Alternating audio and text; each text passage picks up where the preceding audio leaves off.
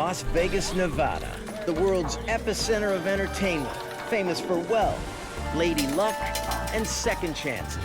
People come to Las Vegas to start anew. They come for the jobs, for a better future. But beyond the city limits, Sin City reveals a darker side. It's a great place for killing people and dumping their bodies.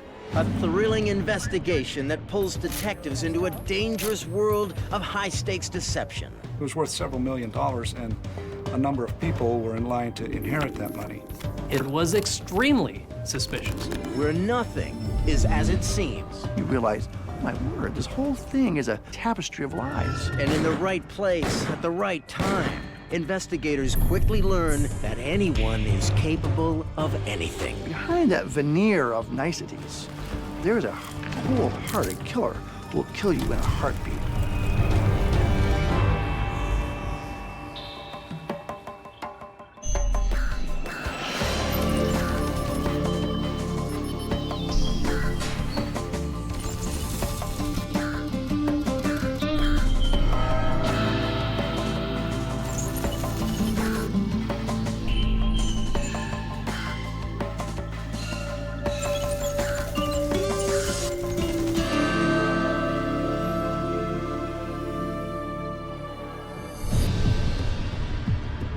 Lake Mojave, Nevada, January 23, 1995. The Las Vegas Metropolitan Crimes Unit responds to an urgent call. A group of fishermen were on the shores of Lake Mojave, and they were walking back to their vehicle. It was just before dawn. When they got near the parking lot, one of the flashlights had illuminated a human skull. Las Vegas homicide detective Phil Ramos and his partner Jim Vaccaro lead up the investigation. When we found the skull, we examined it at the scene. Ramos notices burn marks at the base of the skull. On closer examination, he spots something equally disturbing. We found bullet holes in the skull that clearly showed that the victim had died of multiple gunshot wounds. The damage to the skull clearly suggests foul play. But where did it come from? And more importantly to Ramos and Vaccaro, where is the rest of the body? This way. They notice a series of markings on the rocks leading up a hill and follow the trail deeper into the desert. We came across a fire pit, and you could clearly see the remains of fire, a very substantial fire. And within the ashes and the debris of this fire, we saw small finger bones, small leg bones. There was very little left. Recovered bone fragments are sent to the lab for analysis. But the bones are not the only puzzling clue to come out of the fire pit. There was some nails in there and the outline and the framework of a steamer trunk. Because the remains are so badly charred, the forensic pathologist is unable to determine the victim's age and sex. Desperate, he sends bone samples from the skull to the lab for DNA analysis. Ramos knows that recovering any usable DNA is a long shot. At the time that this happened, DNA was in its infancy stages. So we were counting on the dental records.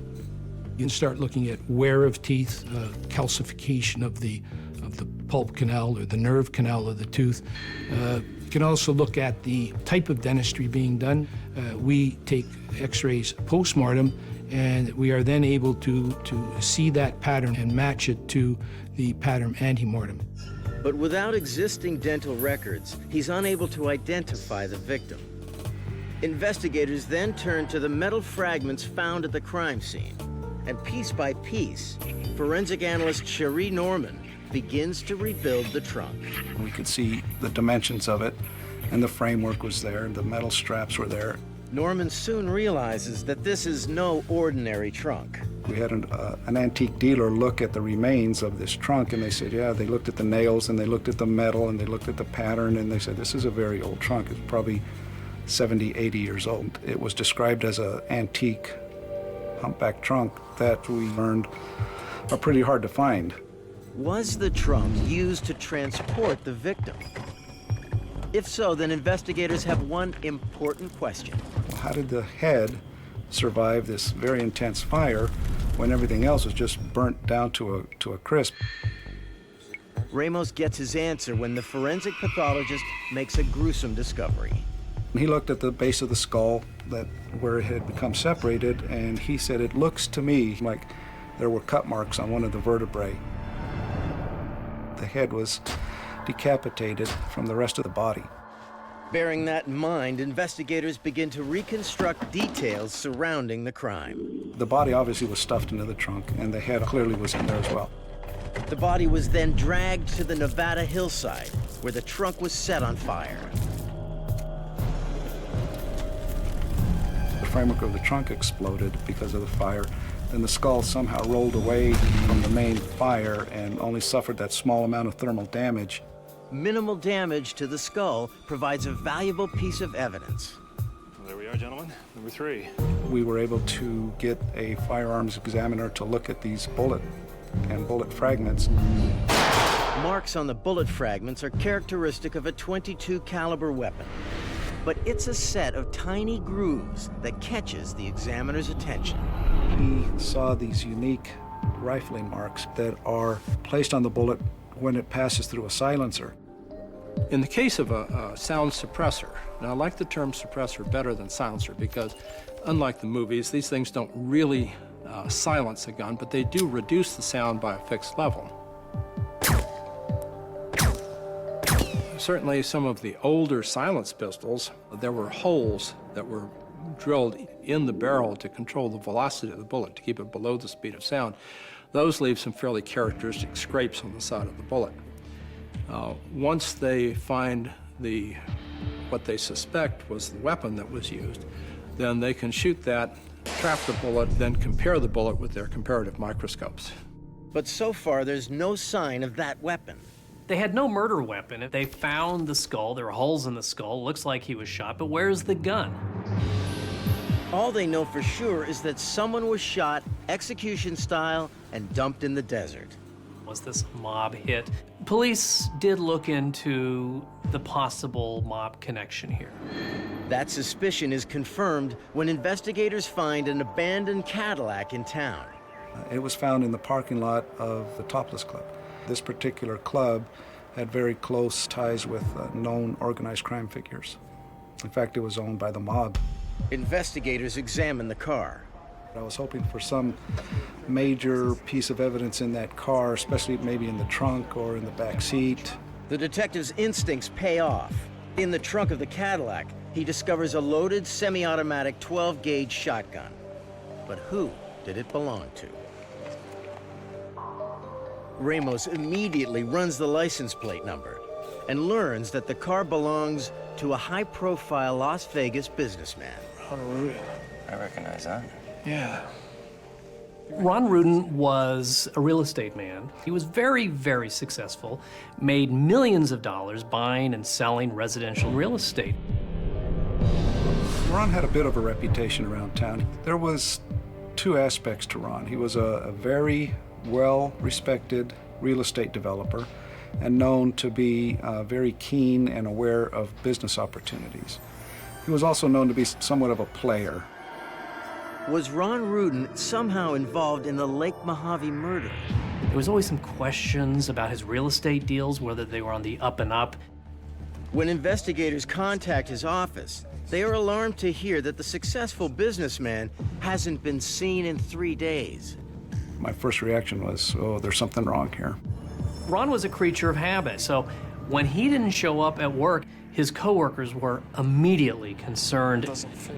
Ramos and Vaccaro fear the worst when they learn that Ron Ruden's wife recently reported him missing. The dental records of Mr. Ruden had already been supplied to the department as part of the missing persons investigation.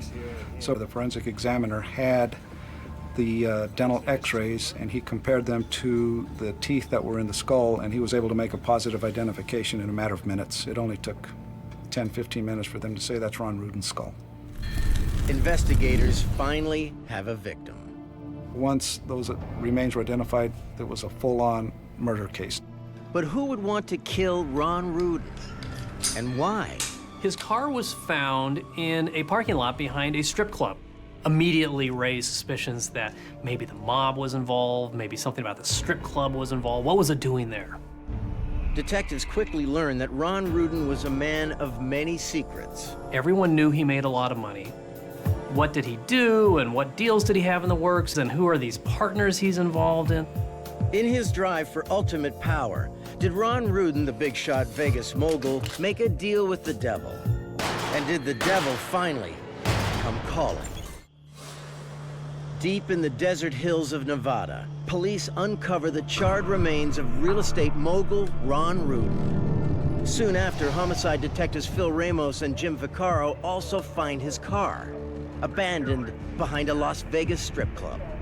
This particular club, as many clubs in town, topless clubs, did have ties to organized crime. To add to their mystery, investigators find a loaded shotgun in the trunk of the car. Ron was known to do some business transactions that were barely legal. Was Ron Ruden's murder the result of one of those dirty deals gone bad? Investigators approach Ruden's former clients and dip into his financial records, hoping to flush out any secret business associates. There was always something a little hinky about what he did. He wasn't always paying all the taxes he should have been paying, and he would go into sort of distressed areas and houses that weren't in very good shape, or condos that needed fixing up. He'd fix them up, and he'd flip them. Sellers would find themselves in a desperate situation and would have no choice but to accept his lowball offer, and a lot of them weren't happy about that. Checking up on the shotgun found in the back of the Cadillac, police learn it's registered to Ruden himself, who happened to be a licensed firearms dealer. Which enabled him to possess a number of weapons, including fully automatic weapons, weapons with silencers, and the sort of weapons that only a gun dealer, a licensed gun dealer, would be allowed to possess. Unable to tie Ruden directly to any illegal activities in town, detectives decide to change their focus. Who stood in line to gain the most from Ron's disappearance? But before they move any deeper into the investigation, they have to tend to a particularly unsavory piece of business, informing Ruden's wife that she is now a widow. I said, "Margaret, can we come out and talk to you?" And she said, "Oh my goodness, something's happened, hasn't it?"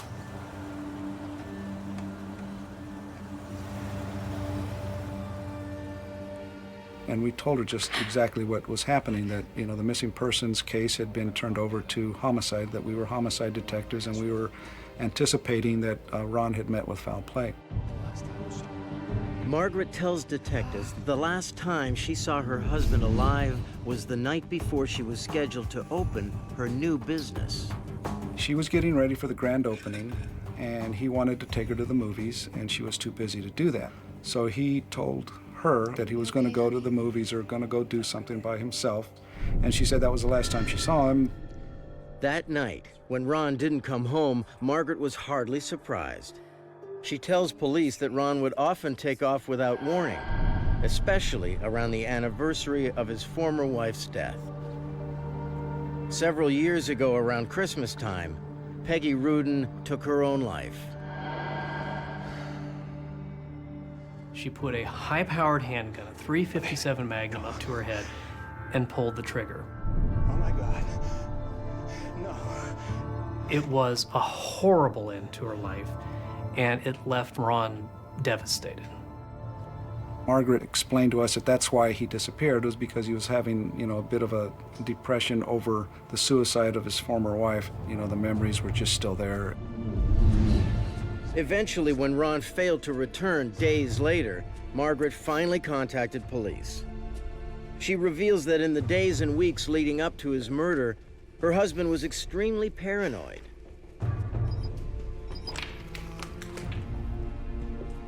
He installed a very elaborate alarm system in the home, and it was a fortress. Ron's obsession with security went beyond video cameras and motion detectors. He had converted his closet into a very elaborate gun safe. It was heavily protected and fortified with a state-of-the-art alarm system. There were hundreds and hundreds of handguns and long rifles in his home, which was part of his leftover business when he was a firearms dealer. There were these guard dogs that roamed around the outside. It was his private Ron Ruden arsenal. According to Margaret, her husband never left the house without a gun. And he would have one on his ankle or in his waist, and then he'd have one in the trunk of his car, and he was always worried that someone would come after him for his money, that someone was out to get him or out to rob him. Fearing for his life, Ron Ruden was protecting himself from someone. But who? Investigators returned to the parking lot where Ron's Cadillac was discovered. He was not the type to go to topless clubs, although his car was found in the parking lot of a gentleman's club. We spoke to the manager and to some of the dancers and showed his picture, and nobody was able to say that he was in the club that night. So why was Ruden's car left abandoned in the club's parking lot? And the police had a very, very sophisticated knowledge of how organized crime played into Las Vegas at the time of Ron's disappearance, and they pretty quickly knew that the mob had nothing to do with this. No further ahead, investigators turned their attention to Ruden's fortunes. Ron was worth anywhere between $5, $10, $15 million. A reading of Ruden's will reveals that company trustees Sharon Cooper and Harold Bascuti stand to inherit a whopping 40% of his estate. The trustees were loosely associated with his business. One was a mortgage broker, the other one had a finance company, so he did business with them. These are the kind of people that he had as his friends, and they became his close friends and advisors. So he was going to compensate them for their dedication and their work to him over the years by giving them some of his money when he departed. Poised to earn millions from Ruden's death and complete control of his real estate empire, have police finally found the motive for murder?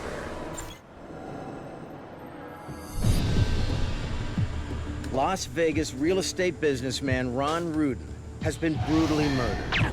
His charred remains dumped in the hills of Nevada. Digging into Ruden's financial affairs, investigators discover that his company trustees are in line to inherit millions from his death. Was last night? The trustees look even more suspect when investigators discover they've been captured on a security camera in Ruden's downtown office in the middle of the night. It was extremely suspicious. Margaret tells police that her husband kept thousands of dollars in his office, and only she and the trustees knew about it.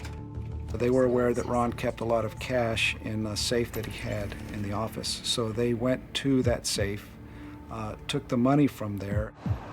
She said that the trustees stole money from him and they were keeping it for themselves. Ron Ruden's company trustees, Bascuti and Cooper, quickly moved to the top of the suspect list. So we had to speak to them at length. Investigators tracked down Harold Bascuti at his private club. He immediately denies allegations of robbery and foul play. They told us, yeah, we took money out of there and placed it into an account so that it couldn't be used. Unsatisfied with his answers, investigators bring Bascuti to the station for further questioning. When Ron went missing, the trustees very quickly froze his assets, took petty cash out of his office. But something doesn't quite fit for Detective Ramos. Why didn't Bascuti and Cooper wait for regular business hours to take care of Ron's transactions? Did the trustees have a hidden agenda?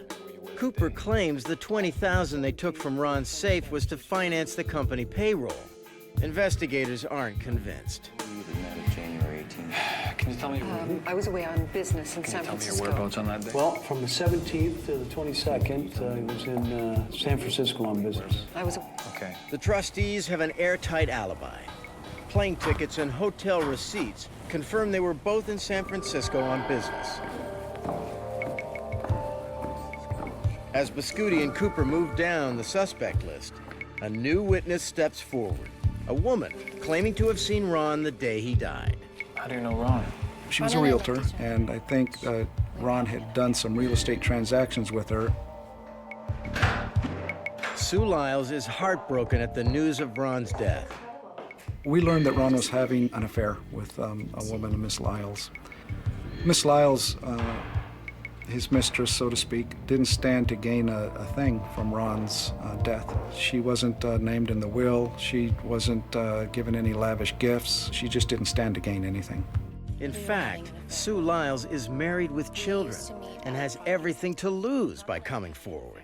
she presents Ramos with an anonymous letter threatening to expose her affair with Ron Ruden.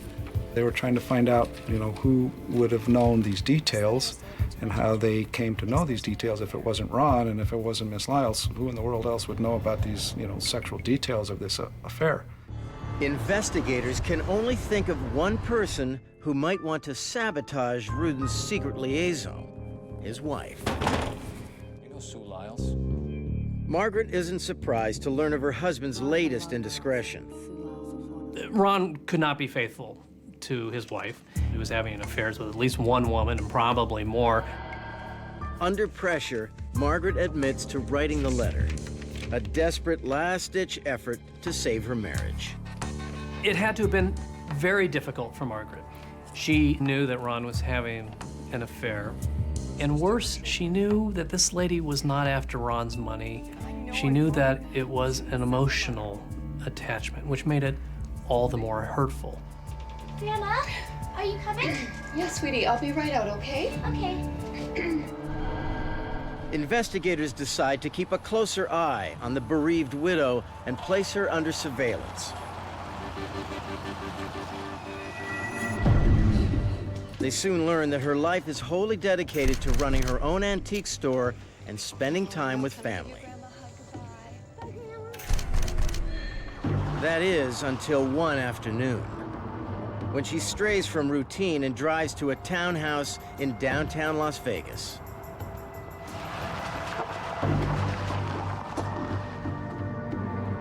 Where moments later, a young man comes to join her in a secret liaison of her own. It appears the widow, Margaret Rudin, has found a handsome way to heal her broken heart. Investigating the murder of Las Vegas businessman Ron Ruden, police discover that his widow is having an illicit affair with a mysterious stranger. We learned that Margaret was carrying on with a man named Yehuda Sharon, an Israeli national, who, he was a character himself. Records show that Sharon was born in Israel, served in the Israeli intelligence service, and recently became an American citizen. He always had these sort of fuzzy job descriptions: finance consultant, computer consultant, even though he had no qualifications. His main talent was making older, richer women feel good about themselves.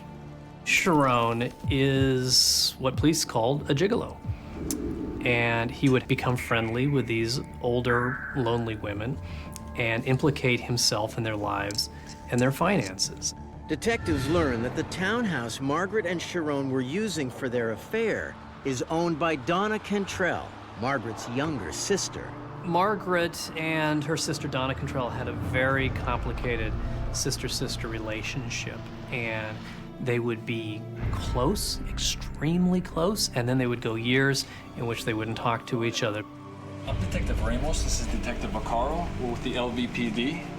Questioning Cantrell, they discover that Margaret and Sharon have been secretly meeting for quite some time. The friendship/affair with Yehuda Sharon was probably going on for 6 months before Ron was killed. Why didn't Margaret tell police about the affair? They bring her in for further questioning, and this time she lays out her marriage like an open book. From day one, it was not a peaceful marriage. It would be very, very happy, and it would be very, very miserable. But Margaret insists that Ron was the love of her life. Ron and Margaret met in church, and Margaret had eyes for Ron. He was good-looking. He had these cowboy boots, this kind of Western, rugged, adventuresome image. The handsome couple was soon wed, a 5th marriage for Margaret, a 6th for Ron. But life with her new husband was hardly what Margaret had hoped for. Ron wanted her just to be a wife and sit at home and do nothing all day. And it drove Margaret bananas. And she wanted to be out and doing things and meeting people and spending some of the Ron Ruden millions. Margaret tells police she learned to put up with her turbulent marriage, finding solace instead in the things she loved: her grandchildren, her antique store, and Yehuda Sharon. Margaret's idea was that Ron Ruden would drop dead of a heart attack. But when he didn't drop dead, Did Margaret take the matter into her own hands? Was she even physically capable of killing her husband? Ron weighed over 200 pounds. He was more than 6 feet tall. If his body was stuffed in this trunk, there is no way that Margaret Rudin, this little lady, could have dragged the trunk across the rocks and the soil at Lake Mojave. If Margaret didn't kill Ruden, then who did? Investigators bring in Yehuda Sharon for questioning. Everything was there. Passions were strong, and there was this undercurrent of money. My girlfriend move. Yehuda tells police he had nothing to do with Ruden's murder. He had what he called a Loctite alibi for the night of Ron's disappearance, the night that we believe he was murdered. You know, he freely told us, yeah, I was sleeping with so-and-so. You know, so you can check that out. And yeah, we called this woman and said, do you remember, you know, dating Yehuda on this specific night? She goes, yeah, he spent the night here. But something about Sharon's story doesn't add up. We were able to find from rental car receipts and records that Yehuda had rented a car on the night of Ron's disappearance. The receipt confirms that Sharon returned the van later that same night. The mileage on the van was within 1 or 2 miles of the distance from the rental office to Margaret's house to where the body was found and back to the house. Is the date of the van rental and the mileage merely a coincidence? Yehuda was in the business of selling holy oil from Israel to the Catholic Church. In fact, when we interviewed him, he said that he would travel to California to pick up the oil and bring it back, and he would bottle it himself, and then he would sell it to the church. With no concrete evidence to tie Sharon to the crime, investigators returned to the drawing board. A jealous widow, scheming company trustees, and his wife's ambitious secret lover all stand to profit from Ruden's death. The motives in this killing are as old as murder: passion and greed. But which one pulled the trigger? He got pretty intense. I mean, it was clear that there was either, you know, a motive of revenge or money that was linked to his murder. The suspect list narrows when the trustees ask to meet with investigators. To clear their names, they offer to close Ruden's business, cutting off any chance at profiting from his death. We eliminated the trustees because of the level of cooperation we had gotten from them. So they were telling us about a directive that was in Ron's will, that if he died under suspicious circumstances, that he wanted anybody that was eligible for his money to be thoroughly investigated. And the trustees were convinced 100% that Margaret was behind Ron's murder, so they, in essence, locked her out of Ron's estate and Ron's trust.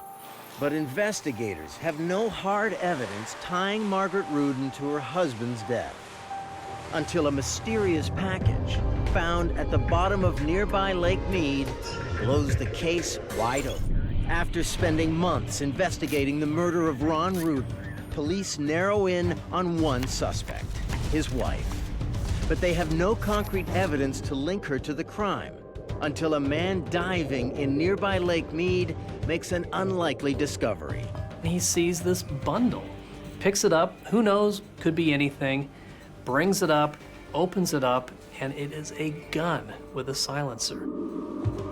The diver notifies police, and the weapon is sent to firearms examiner Torrey Johnson for analysis. Torrey Johnson examined it and said, wow, this is, you know, crazy. You don't very often see abandoned guns with a silencer on them. Johnson takes the gun apart, looking for clues. The gun itself was examined for fingerprints, but it had been submerged in water for some time, so it had gotten rust on it, so there were no fingerprints on the gun at all. Turning his attention to the bullets, Johnson test fires the gun. He said, holy smokes, I don't believe this. They shoot the bullet through the gun, perfect match. The bullets that came out of Ron's skull came from a gun that we have in evidence. Investigators finally have their murder weapon. You know, probably one of the biggest breaks we had in this case was the finding of the gun that was used in Ron's murder. But who does the gun belong to? Johnson enters the serial number into the National Firearms Database. He called me up and he says, "You're not going to believe what I found." The gun belongs to Ron Ruden himself. And that's when we did a background check on the gun and found that it was stolen or that it had disappeared. It turned out to be an amazing development in this case, that he was shot with his own gun. Detectives learned that Ruden reported the gun missing years earlier. Knowing that their victim kept his weapons under strict lock and key, police zero in on the only person who had access to his guarded collection. And again, all roads lead back to his beautiful widow. And we started focusing directly on Margaret. Investigators search her antique store. I was doing the search warrant at the business and found a receipt for a humpback trunk, the exact kind of trunk that we had found at the crime scene where Ron's body was disposed of. Discovering the receipt prompts investigators to search Ron's office, hoping to find evidence that will more strongly link Margaret to the murder. Scanning through hours of Ruden's surveillance footage, they discover that his wife was spying on his every move. It was the office manager who actually had found some listening devices that Margaret had planted in his office. But Margaret's obsessive nature isn't enough to charge her with murder. Police still need something concrete tying her to the crime. Yes, can I help you? We have a search warrant. Ramos and Vaccaro return to the Ruden home looking for signs of foul play. While the forensic team combs each and every room, they discover that Margaret has converted the master bedroom into a home office. Why that was done, we don't know. Was Margaret covering something up? They made an eerie discovery. They found something else in that bedroom.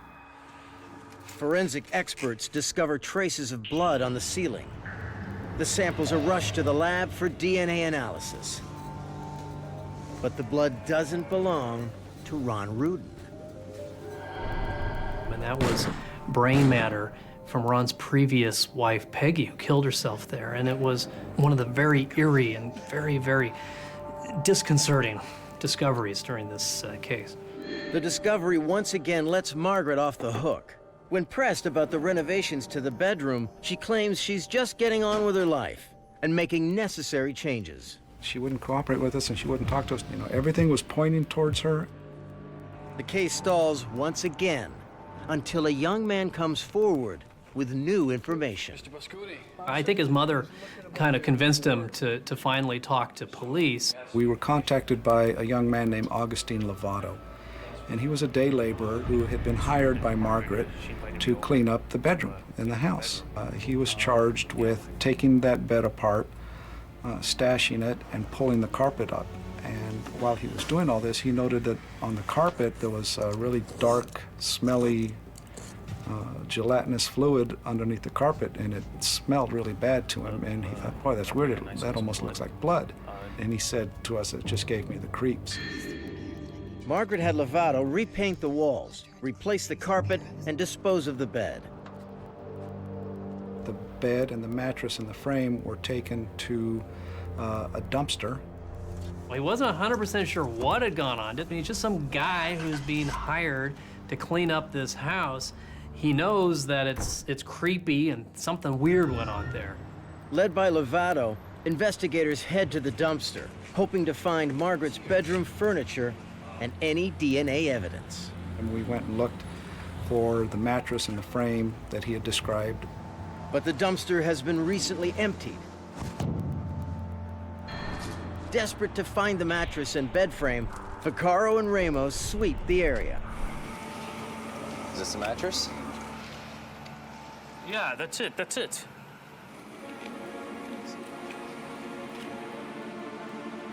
And we found him. There was blood stains on there, and that confirmed every bit of his story. The handyman's information was critical. It proved if it was a murder where it occurred in the house and really propelled the investigation forward. At the forensic lab, luminol tests confirm that the stain on the mattress is indeed blood. But the problem is matching it to Ruden. His remains are much too charred to yield any useful DNA. To prove that the blood on the mattress belongs to Ron Ruden, Ramos and Vaccaro returned to his home, hoping that traces of his DNA survived Margaret's recent renovations. Got something? Yeah. And we found a handkerchief on Ron's side of the bathroom that had dabs of blood on it. And we thought, well, this is going to be a way to get some DNA. DNA experts compare the blood on the mattress to the DNA on the handkerchief. Both belong to Ron Ruden. The match proves that Ron was shot inside his home and in his own bed. Margaret Rudin lied to police. She renovated the bedroom to cover up a murder scene and hired Augustine Lovato to dispose of any incriminating evidence. With subpoena in hand, Ramos and Vaccaro move in to make the arrest. We went to where she was staying and Margaret was gone. A fugitive wanted for murder. Margaret's disappearance spawns a national manhunt. Let's go.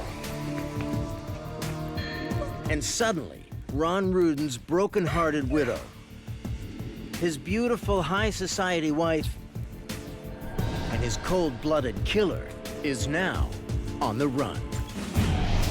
Ron Ruden, a Las Vegas businessman, has been brutally murdered, his body dismembered, burned, and dumped in the Nevada desert. His wife, Margaret, is charged with first-degree murder. There was an emotional motive here to kill her husband. But when police move in to arrest Margaret, she has suddenly vanished. We put her into a national database to locate her, and then we just started trying to find out where she was, you know, using all the resources available to us to track her down, and she did a pretty good job of running from the law. Desperate to locate the fugitive, investigators turned to the media for help. While Margaret was on the run, she was featured on America's Most Wanted many, many, many times. By the time there was enough evidence to charge Margaret Rudin with the murder, she was gone. America's Most Wanted soon joined the hunt. I think the media exposure was a big help for us because Margaret knew we were hot on her trail. The national exposure pays off when Phoenix police receive an anonymous phone call. We got information that someone had seen someone that matched the description on America's Most Wanted. Acting on the tip, Phoenix officer Christopher Mendez is dispatched to a flower shop where Margaret Rudin was spotted. But when he arrives, there's no sign of her anywhere. He questions the florist. Good morning. Can I help you? When I spoke with her, she was sweet as pie. She was very nice. Certainly. She identified herself as, I believe it was Ann Boatwright, and gave us an ID. In fact, she even produced a social security number. Thank you. Anything else I can do? It seems the anonymous tip is nothing more than a dead end. I'd like to give you one of these. No, you know what? That's okay. No, really. No, really. I think it would look awesome on you.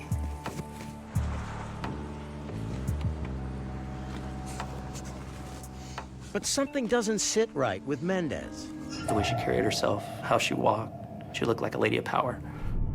He runs Ann Boatwright's name through the police database. At the time, we didn't have anything on our computer systems that said that Ann Boatwright was wanted or that Ann Boatwright had her identity stolen. But Mendez can't get around Boatwright's striking resemblance to Margaret.